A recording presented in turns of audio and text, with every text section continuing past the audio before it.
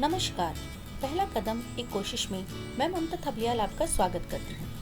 संधि भाग 4 के अंतर्गत आज मैं आपके लिए स्वर संधि का तीसरा भेद वृद्धि संधि लेकर आई हूँ। वृद्धि संधि को जानने से पहले आइए स्वर संधि के भागों को दोहरा लें। पहला भेद है दीर्घ संधि, दूसरा भेद है गुण संधि, तीसरा भेद है वृद्धि संधि, चौथा भेद है यण संधि और पांचवा भेद है अयादि संधि।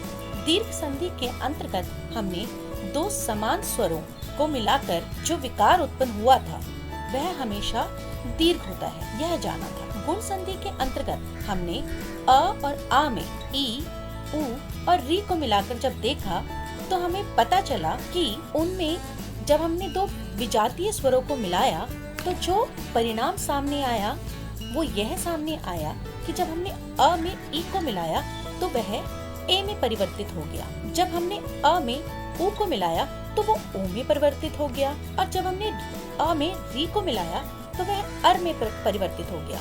आज हम वृद्धि संधि करेंगे।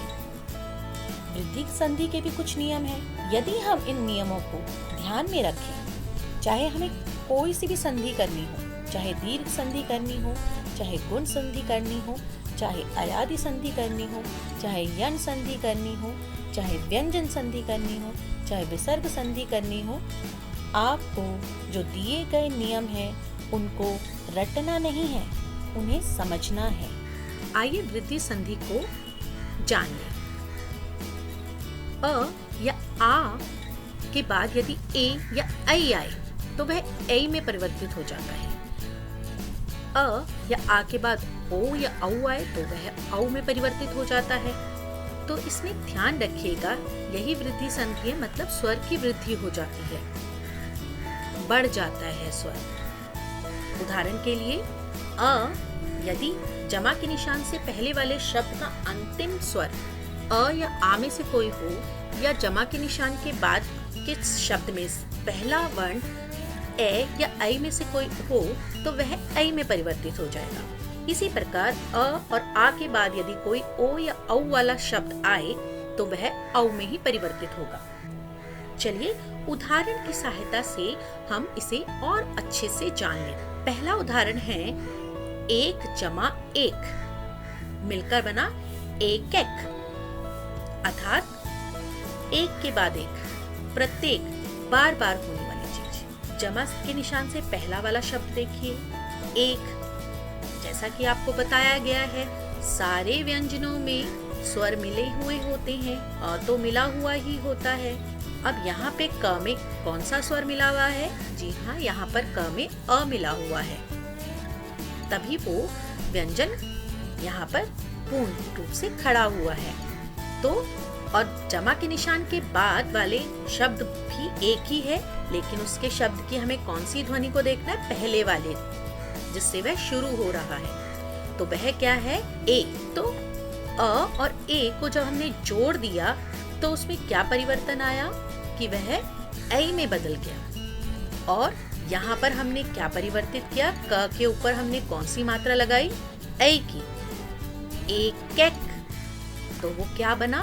एक एक। अब दूसरा उदाहरण देखिए, राजा जमा ऐश्वर्य मिलकर बना राजेश्वर्य। तो राजा मतलब स्वामी, ऐश्वर्य मतलब यश। तो राजा के जैसा ऐश्वर्य, राजा के समान ऐश्वर्य। तथा जमा एव तथैव, तथा जमा एव तथैव, तथा मतलब और, एव का मतलब ही और है। तो इस प्रकार तथैव का मतलब हुआ उसी प्रकार या फिर वैसे ही। यह एक अव्यय है। अव्यय वे शब्द होते हैं जिसमें कोई परिवर्तन नहीं होता है। तो यहाँ पर जो शब्द है वह है तथैव। तथैव का अर्थ हुआ उसी प्रकार या वैसे ही, और यह दो वाक्यों को जोड़ने में प्रयोग किए जाते हैं। चलिए अगला शब्द देखते हैं, महा। महा में क्या है? अंतिम स्वर आ। और ऐक्य, ऐक्य में क्या है? पहला वर्ण ऐ। तो ऐक्य, महा ऐक्य, तो महैक्य। महैक्य, महा मतलब बड़ा, विशाल, और ऐक्य मतलब एकता या एक रूपता कह लो। तो महा एक महक्य का क्या अर्थ हुआ इस प्रकार? महान एकता या बहुत बड़ी एकता। चलिए अब दूसरे नियम को देखते हैं। अ या आ के बाद यदि कोई ओ या औ वाला शब्द आता है तो वह भी औ में परिवर्तित हो जाता है। ठीक है, एक तरफ से मैंने आपको बता दिया कि स्वरों के साथ में, अब मैंने व्यंजन के साथ में ही लिया है उस स्वर को। इसे ध्यान पूर्वक देखिएगा। यहाँ पर है त जमा ओ, त में अ मिला हुआ है, तो यहाँ पर हमने त का ही उदाहरण लिया है, इसलिए हमने त को वहां रखा है। तो दंत जमा ओष्ठ, दंत मतलब दांत, ओष्ठ मतलब ओठ। दंतोष्ठ मतलब दांत और ओष्ठ दोनों, दंतोष्ठ यानी कि दंतोष्ठ मतलब दांत और ओष्ठ से संबंधित, दंतोष्ठ। महा जमा औध, महा में अंतिम स्वर क्या है? आ, और ओध में पहला स्वर क्या है? जी हाँ, ओ। महा का मतलब विशाल, बड़ा, ओध मतलब पुंज, संचय। तो महान संचय या महान बड़ा पुंज, विशाल पुंज बना महाऔध। क्या बना? महाऔध। पहला शब्द है परम। परम मतलब जैसा कि मैंने आपको बताया था, परम का अर्थ है प्रधान, मुख्य। औषध का अर्थ है औषधि। तो जो मुख्य औषधि है परमौषध, तो परमौषध का यहाँ पर अर्थ क्या हुआ? जो मुख्य औषधि है या जो अत्यंत लाभकारी दवा है, उसके लिए संजीवनी भी कह सकते हैं। परमौषध यानी कि संजीवनी, ऐसी दवाई जिससे हर किसी बीमारी का इलाज हो जाए।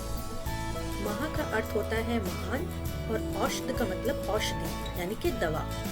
तो इस प्रकार महाऔषध का अर्थ हुआ महान औषधि।